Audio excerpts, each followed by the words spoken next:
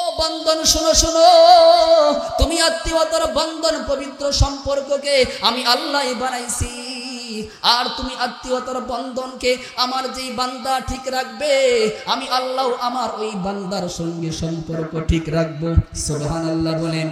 আল্লাহ বলেন, দুনিয়াতে আমার যে সকল বান্দারা ফাসাদ সৃষ্টি করবে, ঝগড়া করবে, ঝগড়া ফাসাদ কইরা একে অন্যের সাথে রক্তের সম্পর্ক যারা ছিন্ন করবে, উলাইকাল্লাযীনা লা'নাহুমুল্লাহ, আমি আল্লাহ পাকের লানত, আমি আল্লাহ পাকের গজব তাদের উপরে পড়বে, আমি আল্লাহ পাকের লানত ওদের উপরে পড়বে।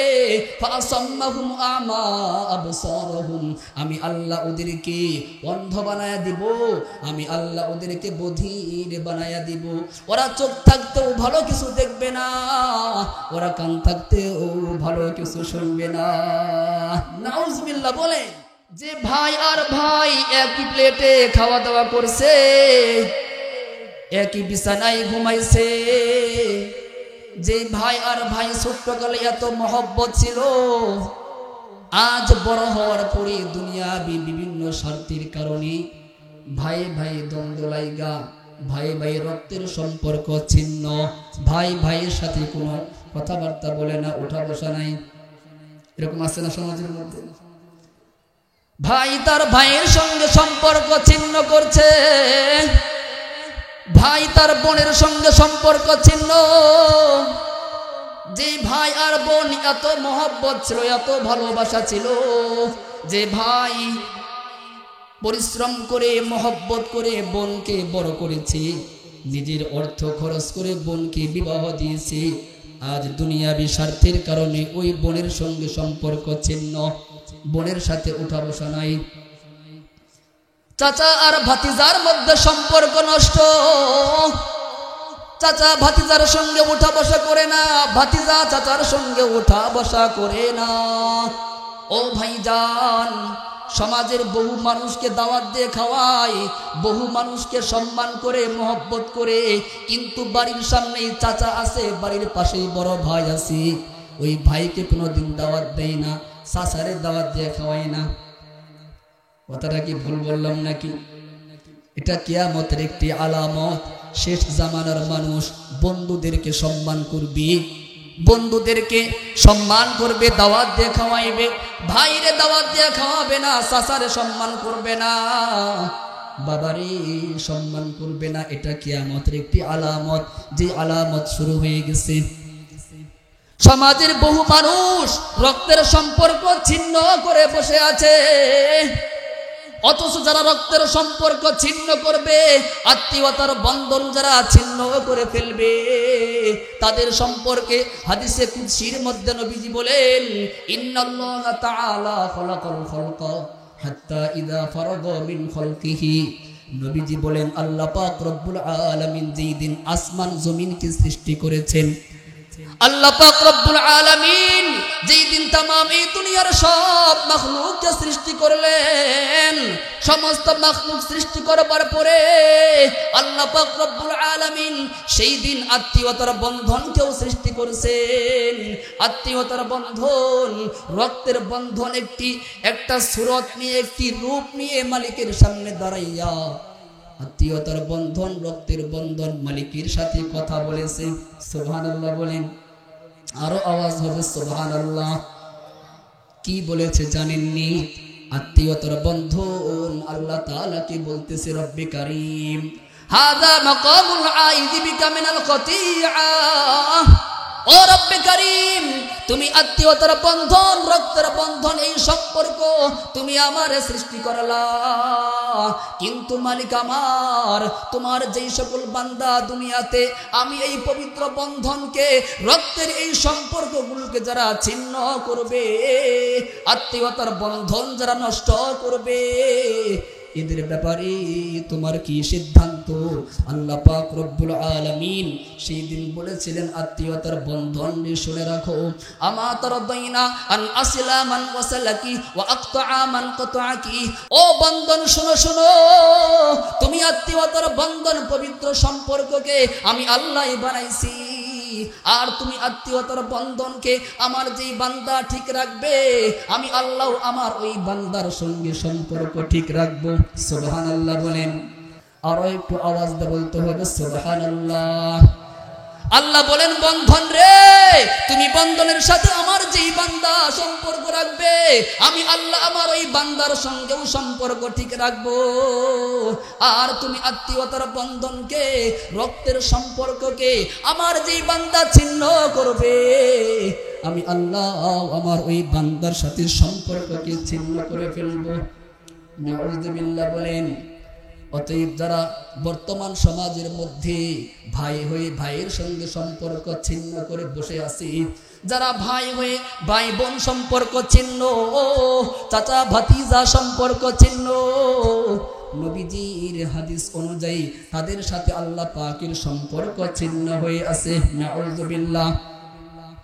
শুধু এইটুকুই নয়, সূরা মুহাম্মদ খুলে দেখেন, সূরা মুহাম্মদের মধ্যে আল্লাহ বলেন ফাহাল আসাইতুম ইন তাওয়াল্লাইতুম আন তুফসিদু ফিল আরদি ওয়া তুকাত্তিউ আরহামাকুম। আল্লাহ বলেন দুনিয়াতে আমার যে সকল বান্দারা ফাসাদ সৃষ্টি করবে, ঝগড়া করবে, ঝগড়া ফাসাদ কইরা একে অন্যের সাথে রক্তের সম্পর্ক যারা ছিন্ন করবে, উলাইকাল্লাযীনা লা'নাহুমুল্লাহ, আমি আল্লাহ পাকের লানত, আমি আল্লাহ পাকের গজব তাদের উপরে পড়বে, আমি আল্লাহ পাকের লানত ওদের উপরে পড়বে। ফাসাম্মাহুম আমা আবসারহুম, আমি আল্লাহ ওদেরকে অন্ধ বানায়া দিব, আমি আল্লাহ ওদেরকে বধির বানায়া দিব। ওরা চোখ থাকতেও ভালো কিছু দেখবে না, ওরা কান থাকতেও ভালো কিছু শুনবে না। নাউযুবিল্লাহ বলে। এই জন্য আজকে ঈদের দিন আত্মীয়তার বন্ধন যাদের সাথে ছিন্ন হয়ে গেছে সম্পর্ক করতে হবে, ঠিক কিনা বলেন? মেরে মুহতারাম ভাইও, আত্মীয়তার বন্ধন রক্ষা করলে কি লাভ হবে? আজকে ঈদের দিন যদি আপনি আপনার ভাইয়ের সাথে গিয়া মুসাফা কইরা বুক মিলাইতে পারেন, যদি আপনি আপনার চাচার সঙ্গে মুসাফা কইরা আজকে ঈদের দিন বুক মিলাইতে পারেন, আত্মীয়তার বন্ধনকে জোড়া লাগাইতে পারেন, নবীজি বলেন তাআল্লামু মিন আনসাবিকুম মা তাসিলুনা বিহি আরহামাকুম। নবীজি বলেন ও আমার উম্মতেরা, তোমরা আত্মীয়তার বন্ধনকে রক্ষা করো, তোমরা তোমাদের বংশ সম্পর্কে জ্ঞান রাখো, আত্মীয়তার সম্পর্ক, রক্তের সম্পর্ক তোমরা রক্ষা করো। ফাইন্না সিলাতার রহিমি মাহাব্বাতুন ফিল আহলি, আত্মীয়তার বন্ধন রক্ষা করলে পরস্পরের সঙ্গে ভালোবাসার মহব্বত বাড়বে। ওয়া মাসরাতুন ফিল মালি ওয়া মানসাতুন ফিল আসালি, আর রক্তের সম্পর্ক, আত্মীয়তার বন্ধন রক্ষার মাধ্যমে আল্লাহ পাক তোমার হায়াতের মধ্যে বরকত দিবে, তোমার কামাই রুজির মধ্যে বরকত দিবে, আল্লাহ পাক তোমার হায়াতকে বাড়াইয়া দিবে। সুবহানাল্লাহ বলেন। আত্মীয়তার বন্ধন, ভাই ভাইয়ের সম্পর্ক, চাচা আর ভাতিজার সম্পর্ক যারা মধুর রাখবে আল্লাহ পাক তাদের আয় রুজির মধ্যে বরকত হবে, তাদের জীবনে, তাদের হায়াতের মধ্যে আল্লাহ পাক বরকত দিবেন। সুবহানাল্লাহ বলেন। আত্মীয়তার সম্পর্ক রক্ষা করা এটা আল্লাহ পাক রব্বুল আলামিনের নির্দেশ, নবীজির আদর্শ। নবীজি সারা জীবন আত্মীয়দের সঙ্গে সুসম্পর্ক রেখেছেন। সুবহানাল্লাহ বলেন। নবীজির বিশেষ একটা গুণ ছিল আত্মীয়দের সাথে সুসম্পর্ক রাখা, যেই গুণ বলেছেন আম্মাজান খাদিজা রাদিয়াল্লাহু তাআলা আনহা। মেরে মুহতারাম ভাইও, ওই যে কোরআন নাজিল হওয়ার ঘটনা, যেই দিন কোরআন সর্বপ্রথম নাজিল হয়, মক্কা থেকে 2 মাইল উত্তরে একটা পাহাড় আছে, যেই পাহাড়ের নাম হলো জাবালে নূর। যারা হজ করতে গেছেন তারা দেখছেন, যেই পাহাড়ের উচ্চতা প্রায় 2000 ফুটের চাইতেও বেশি, যেই পাহাড়ে উঠতে প্রায় 1 ঘন্টার চাইতেও বেশি সময় লাগে। হাজী সাহেব যারা আছেন তাদের অবশ্যই মনে পড়ে যাওয়ার কথা, যেই পাহাড়ের উচ্চতা হলো এত উপরে, যেই পাহাড়ের উপরে একটা গুহা আছে, পাহাড়ের উপরে গর্ত আছে, যার নাম হলো হেরা গুহা। নবীজির বয়স যখন 40 হইল, নবীজি ওই হেরা গুহায়, ওই পাহাড়ে উঠা, ওই গর্তের মধ্যে বৈশা নবীজি একা একা নিরিবিলি আরবের সব মানুষ থেকে আলাদা হইয়া ওই পাহাড়ে উঠা নিরিবিলি নবীজি আল্লাহ পাকের সাথে ধ্যান করতেন। সুবহানাল্লাহ বলেন। আল্লাহ পাকের সাথে গভীর সম্পর্ক করতেন। ওইভাবে ধ্যান করতে করতে আল্লাহ পাক রব্বুল আলামিন একদিন জিব্রাইলকে পাঠাইলেন, যাও জিব্রাইল, কুরআন নিয়ে আমার বন্ধুকে দিয়ে আসো। সুবহানাল্লাহ। জিব্রাইল ফেরেশতা কুরআনের 5টা আয়াত নিয়া ওই হেরা গুহায় আসছে। এই সর্বপ্রথম জিব্রাইল নবীজির কাছে আসছে, বিরাট একটা মানুষের সুরত নিয়া জিব্রাইল নবীজির সামনে আয়েশা বসছে। নবীজি জিব্রাইলকে দেখা ভয় পেয়ে গেছে। জিব্রাইল নবীজিকে বলতেছে, ইকরা ইয়া মুহাম্মদ, পড়ো তোমার রবের নামে, ইকরা, পড়ো পড়ো। নবীজি বলে, মা আনা বিকারি, আমি তো কারি না, আমি পড়তে পারি না। ফাআখাযানি ফাগাত্তানি হাত্তা বালাগা মিন্নিল জাহদা।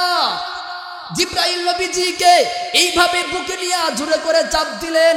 নবীজির অত্যন্ত কষ্ট হইল। জিব্রাইল নবীজিকে বুকে নিয়ে চাপ দেওয়ার পরে জিব্রাইল আবার বলতেছে, ইকরা ইয়া মুহাম্মদ, পড়ো পড়ো। নবীজি আবার সেই একই কথা বলেন, মা আনা বিকারি, আমি তো পড়তে পারি না। ও ভাইয়া, জিব্রাইল নবীজিকে আবার বুকে নিয়ে চাপ দেয়।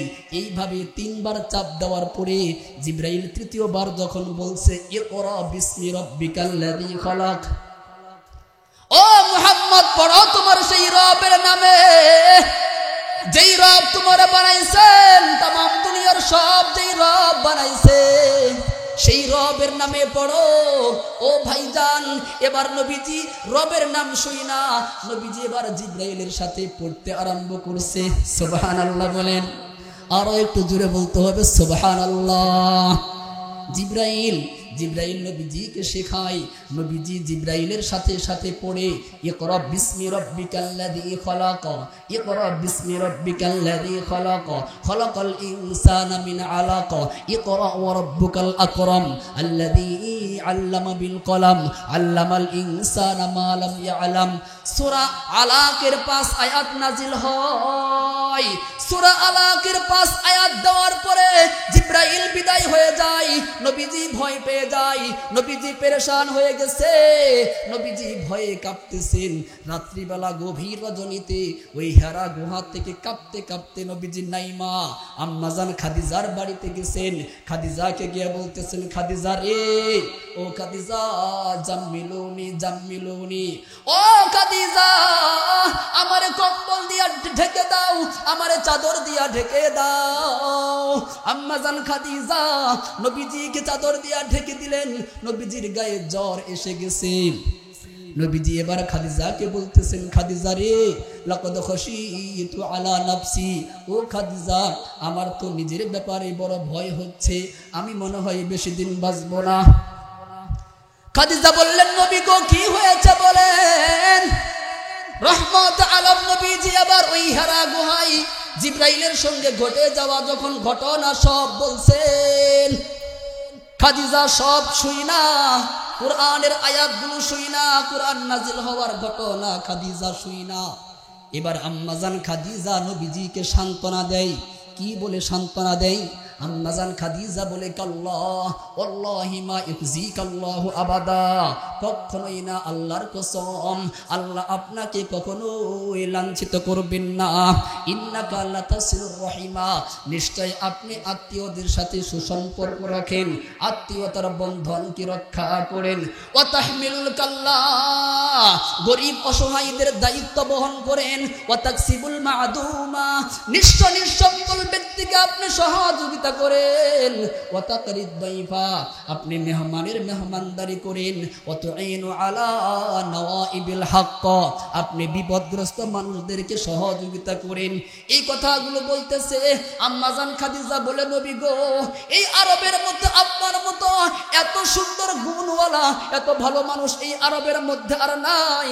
আপনি হলেন আরবের মধ্যে সবচাইতে ভালো মানুষ। আর এত সুন্দর গুণওয়ালা মানুষকে আল্লাহ পাক কখনো ধ্বংস করতে পারেন না, লাঞ্ছিত করতে পারেন না।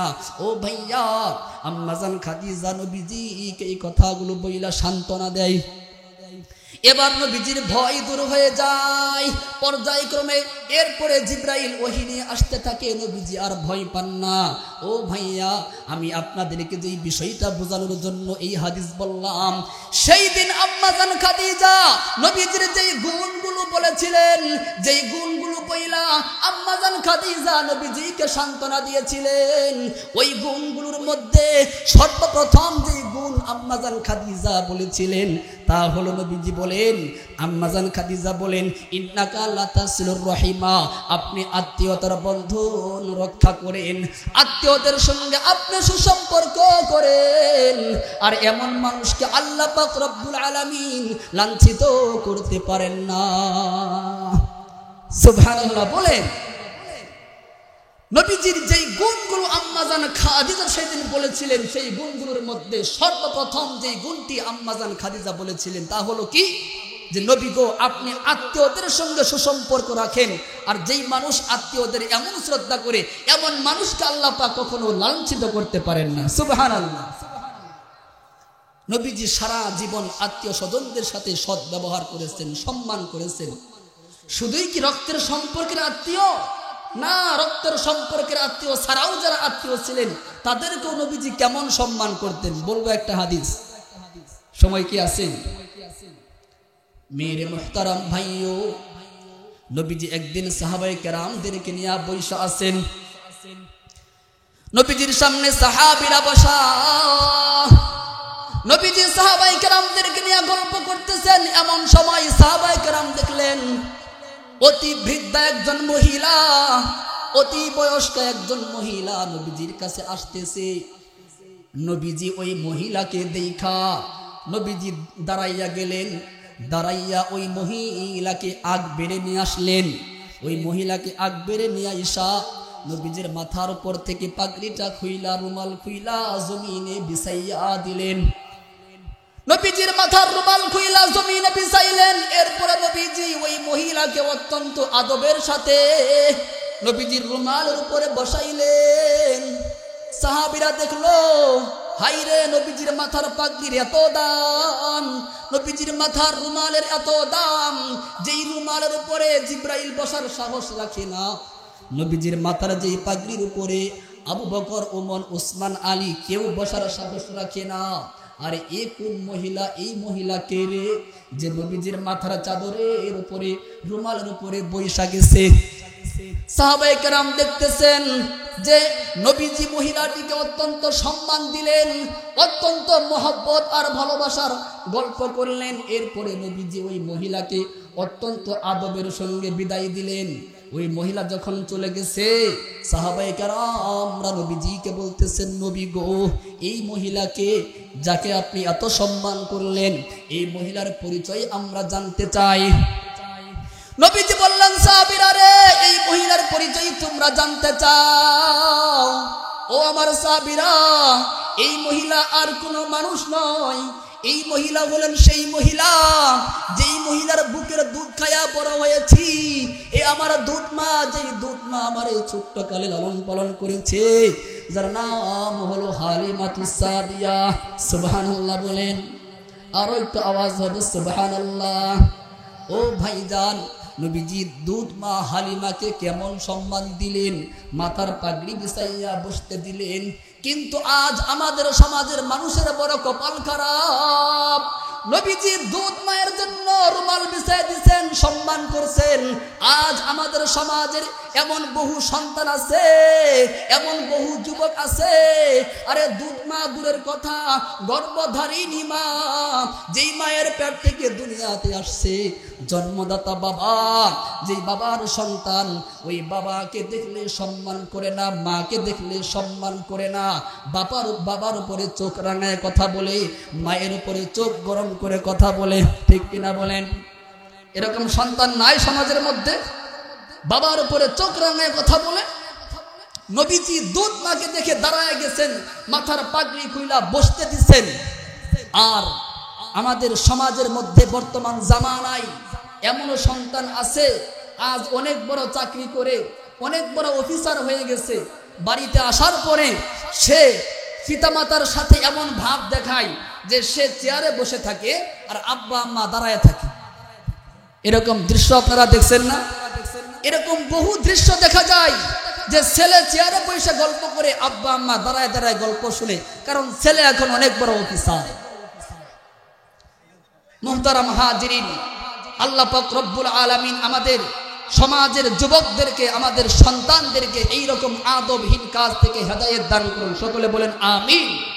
তো যেই কথা বলতেছিলাম, নবীজি সারা জীবন আত্মীয়দেরকে সম্মান করেছেন। রক্তের সম্পর্কের আত্মীয়, যারা বংশীয় আত্মীয়, যারা আইনি আত্মীয়, সবার সঙ্গে নবীজি সুসম্পর্ক রেখেছেন। এটা আজকের ঈদুল আজহার দিনের বিশেষ একটি আমল। সুবহানাল্লাহ বলেন।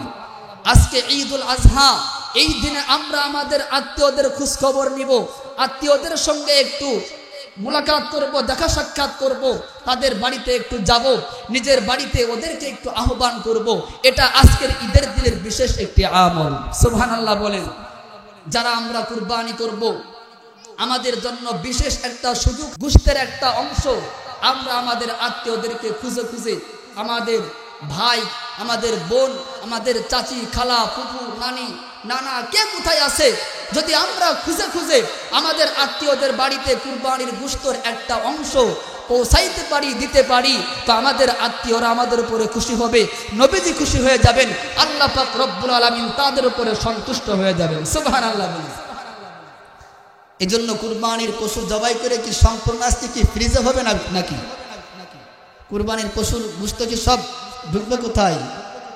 ফ্রিজে ঢুকবে নাকি একটু গরিবদেরকে আত্মীয়দের বাড়িতে যাবে ইনশাআল্লাহ? মুহতারাম হাজিরিন, আল্লাহ পাক রব্বুল আলামিন আপনাকে তৌফিক দিয়েছেন, আল্লাহ আপনাকে ধনী বানাইছেন, আল্লাহ আপনাকে সামর্থ্য দিয়েছেন, আপনি কুরবানির পশু কিনতে পেরেছেন, আপনি কুরবানিও করতে পারেন। কুরবানি ঈদের পরে আপনি কুরবানির গোশত আপনি কিনেও খাইতে পারেন। কিন্তু আপনি খোঁজ নিয়ে দেখেন, আপনার সমাজের মধ্যে, আপনার আত্মীয়দের মধ্যে এমন বহু মানুষ আছে যারা সারা বছরে 2, 4, 5 দিন 7 দিন ওই 700-800 টাকা কেজি গরুর গোশত কিনে খাইতে পারে না। ঠিক কিনা বলেন? আপনি খোঁজ নিয়ে দেখেন, এরকম বহু গরিব আছে, আপনার আত্মীয়দের মধ্যে আছে। যদি আপনি আজ এই ঈদুল আজহার দিনে আপনার কুরবানির পশুর একটা গোশত আপনি আত্মীয়দেরকে মহব্বত করে ভালোবেসে তাদের বাড়িতে আপনি একটু একটু অংশ পৌঁছাইতে পারেন, যদি দিতে পারেন, তো আল্লাহ পাক আপনার উপরে সন্তুষ্ট হয়ে যাবেন। সুবহানাল্লাহ বলেন। এজন্য আমরা এই আমল তো করবো ইনশাআল্লাহ। এরপরে আজকের এই কুরবানির ঈদের এই ঈদুল আজহার দিনে আমার পূর্বের বক্তা উনি কুরবানির ফজিলত সম্পর্কে অনেক কিছুই বলেছেন। আমি কুরবানির কিছু আদব সম্পর্কে আপনাদের সামনে বলতে চাই। সেটা হলো, আমরা আজকে কুরবানি করব, এই কুরবানির পশু হাসরের ময়দানে আমাদের জন্য সুপারিশকারী হবে, আমাদের জান্নাতে যাওয়ার উসিলা হবে। সুবহানাল্লাহ। এই জন্য এই পশু আমাদেরকে জবাই করতে হবে অত্যন্ত আদবের সাথে। পশুকে আমরা এমন ভাবে জবাই করব যেন পশুর সাথে আমাদের কোনো অমানবিক আচরণ না হয়ে যায়। অত্যন্ত সুন্দরভাবে পশুটিকে শোয়াইতে হবে, কিবলামুখী করে শোয়াইতে হবে। পশুর মাথা হবে দক্ষিণ দিকে। এরপরে আমরা পশুটিকে শক্ত করে বেঁধে নিব। এরপরে আমরা দোয়া পড়ব, দোয়া পড়ে আমরা পশুকে জবাই করব। এই জবাইয়ের পরে কুরবানির পশুর সাথে একটি অমানবিক আচরণ করা হয়।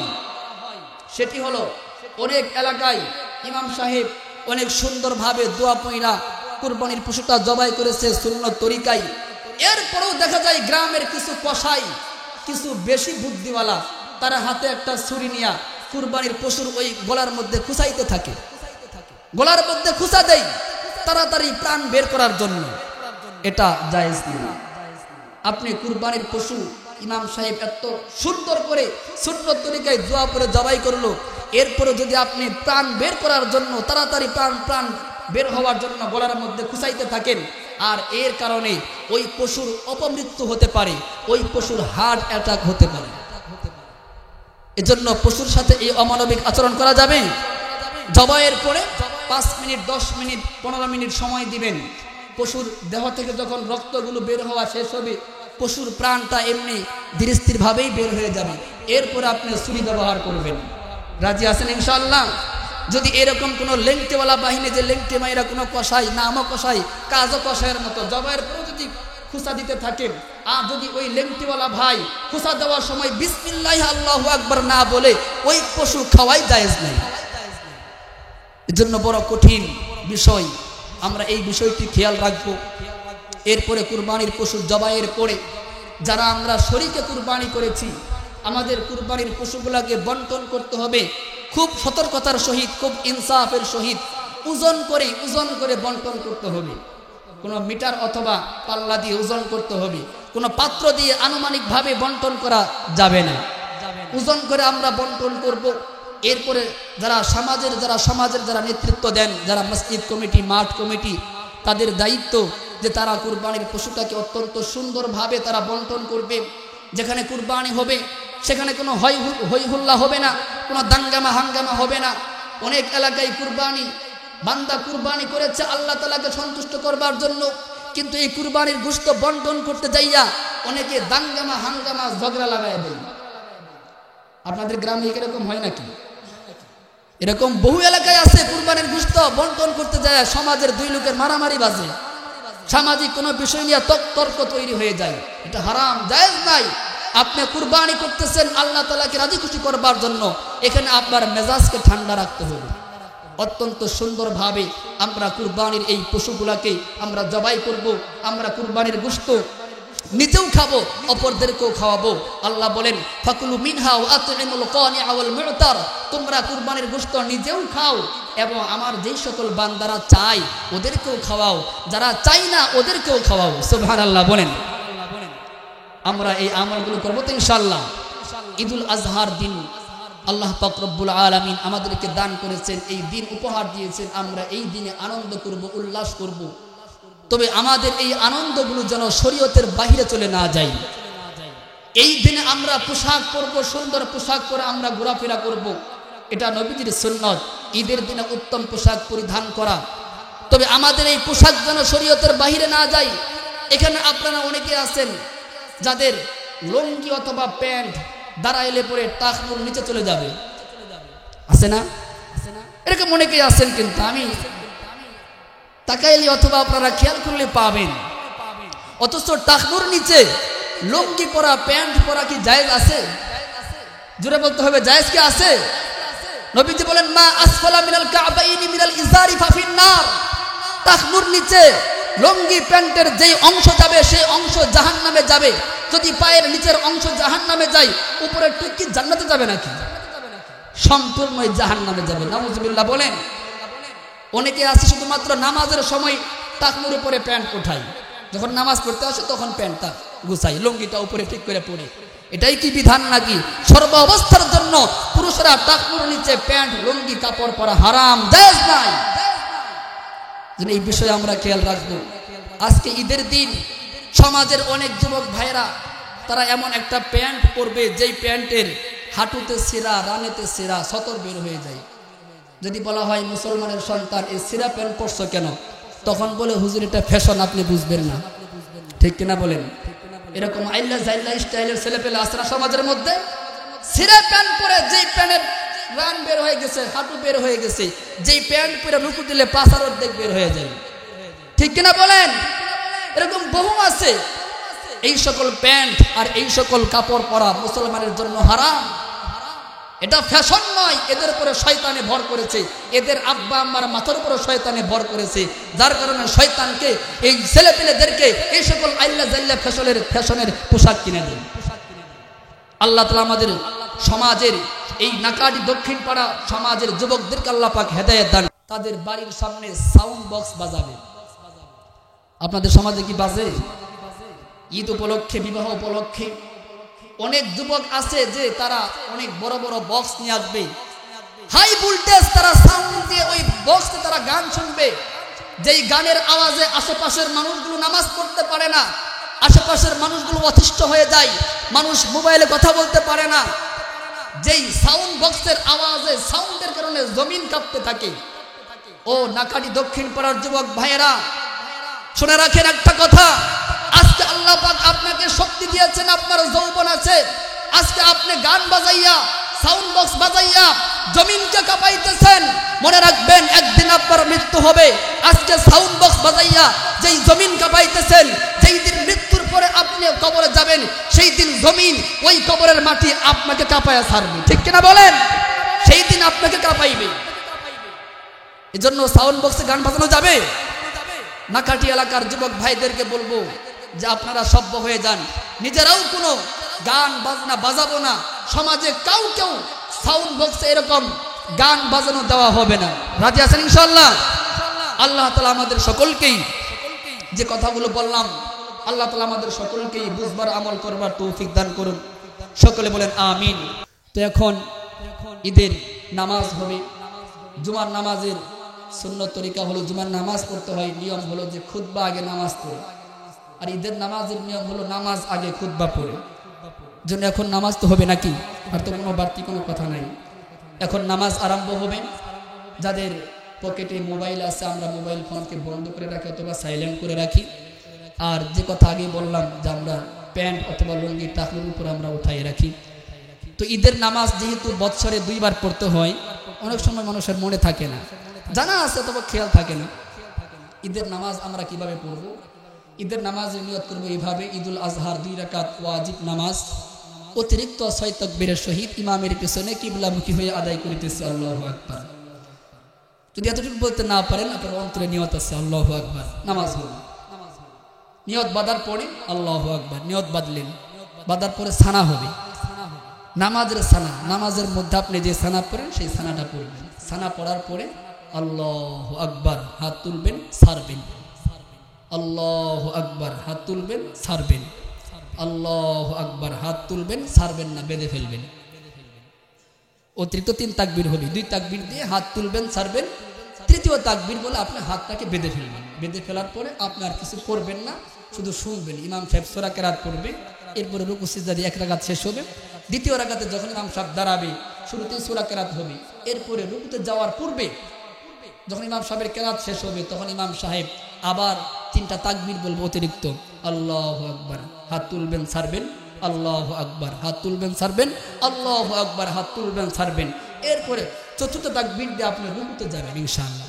আর এই তাকবীরগুলো কিন্তু মুখে বলতে হবে, যেন আপনার কান পর্যন্ত আওয়াজ আসে। সেরকম জোরেও না যে একবারে পুরো মাঠ কম্পিত হয়ে যাবে, আবার একবারে আসতেও না যে শোনা যাবে না, যেন আপনার তাকবীরের আওয়াজ আপনার কান পর্যন্ত আসে। এরপরে সালাম ফিরানোর পরে আমরা সকলে তাকবীর বলবো, আল্লাহু আকবার, আল্লাহু আকবার, লা ইলাহা ইল্লাল্লাহু, আল্লাহু আকবার, আল্লাহু আকবার, ওয়ালিল্লাহিল হামদ। তাকবীর পড়ার পরে আমরা কেউ যাব না, সকলে আমরা খুতবা শুনবো ইনশাআল্লাহ। বলেন এলাকার মানুষ অনেক ব্যস্ত, তারা ঈদের দিন আল্লাহ পাক দান করেছেন, ঈদের বড় আমল, নামাজ পড়বে, একটু দোয়া করবে। অনেক ভাইরা আছে যে খুতবা না শুনে দৌড় দেয়। এত ব্যস্ত আপনি এখন মারা গেলে তো কবরে যাওয়া লাগবে, কয়দিন বাঁচবেন এত কোনো গ্যারেন্টি নাই। গত ঈদে এই মাঠে ছিলেন, এই ঈদে নাই, এরকম মানুষ নাই। তো আপনি এই মাঠে আছেন, আগামী মাঠে আপনি থাকবেন কিনা এর তো কোনো গ্যারেন্টি নাই, কোনো গ্যারেন্টি নেই। এই জন্য আমরা ইনশাল্লাহ নামাজের পরে আমরা খুতবা শুনবো, খুতবা না শুনে আমরা কেউ যাবো না। তো এখন আমরা দাঁড়িয়ে কথা শুনবো।